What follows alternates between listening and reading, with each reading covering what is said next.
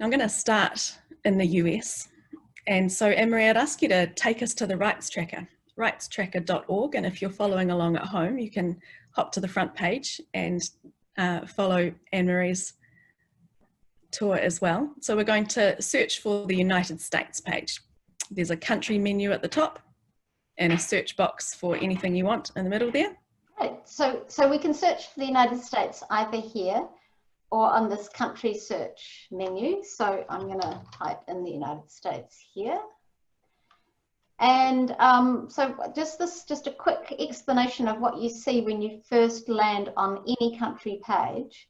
On this At a Glance tab, you'll see a very high level summary of the country's performance across three main categories of rights: quality of life rights, which are the economic and social rights, safety from the state rights, and empowerment rights. And more detail on each of these three categories is available in these tabs along the top here. Now, since the headline you're talking about, Talia, is police brutality, that fits under safety from the state. So I'm going to click on this tab here. And this takes us to some more detailed information about how the United States is performing on this right. And Chad, I'm just wondering, can you tell us what we're looking at right now? Sure. Thanks, Anne-Marie. So for safety from the state, we gather data on, as you can see here, 5 separate rights: freedom from arbitrary arrest, freedom from disappearance, freedom from the death penalty, freedom from extrajudicial execution, and freedom from torture. And then we also compile those into an overall safety from the state score, which you can see at the top there.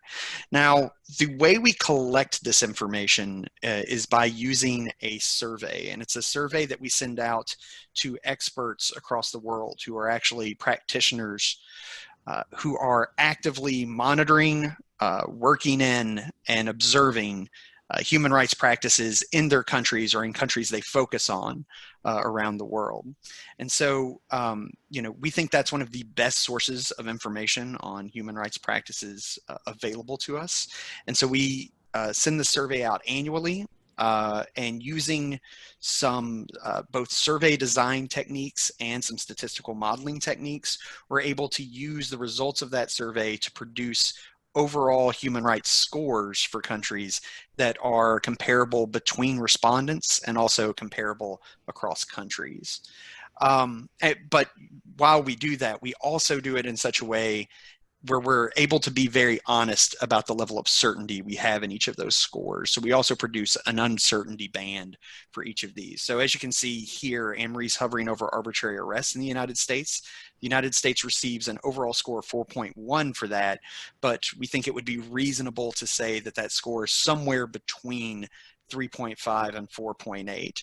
And so that tells us something about how certain we are in that score of 4.1. If that band was much wider, we would be much less certain. If it was much tighter, we would be more certain. So to turn a little bit to the United States, Anne-Marie, if you'll stay up top for just a second, I wanted to talk a little bit just about these relative scores. The United States, basically across the board on safety from the state, with the partial exception of disappearance, where it's still not performing great, it performs pretty poorly. The scores on arbitrary arrest, death penalty, extrajudicial execution, and torture all fall in the bad to very bad ranges on our scale. Now, one of the things that's on, I think, many of our minds right now are the protests going on both in the United States and around the world about police brutality and police killings in the United States. And all of that would fall under the category of extrajudicial execution here, which captures any sort of killing that occurs without due process of law by state agents. So anytime a state agent is responsible for a killing in a way that cannot be justified and is not part of the due course of law, it would count there. And as you can see, the United States receives a score of bad on that category. Now, if we think about what that looks like over time in the United States, I know it's at the forefront of all of our minds right now because of the protests. But the truth of the matter is that the United States has had severe problems with extrajudicial executions for a very long time.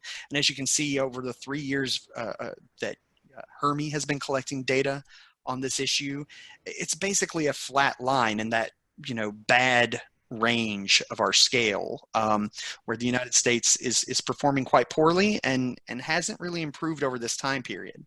Now, I've been actually trying to measure this concept for a good bit of time in my career, and the thing that I've found is that it would probably look quite similar if we looked at this 10 years ago or 15 years ago. The fact of the matter is that police brutality and police killings have long been a problem in the United States. And so it's heartening that we're finally confronting that issue and taking it on head on.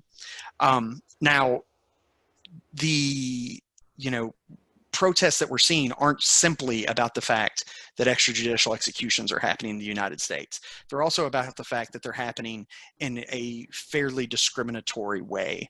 And so if we look at our people at risk data, which is also from our survey, what you can see is that when asked who was particularly at risk for experiencing extrajudicial execution in the United States, who was likely to be killed by state agents in the United States, 64% of our respondents said people of particular races, and that was the most chosen category of the list that was provided to our respondents. Further, we actually give our respondents the opportunity to tell us more about what they're talking about. And one of the most frequently cited things was that people of certain races, particularly Black and Latinx people, were being killed via excessive police force. And so this is, really cutting to the heart of exactly what people are out in the streets protesting right now, which is a blatant human rights violation on the part of the United States.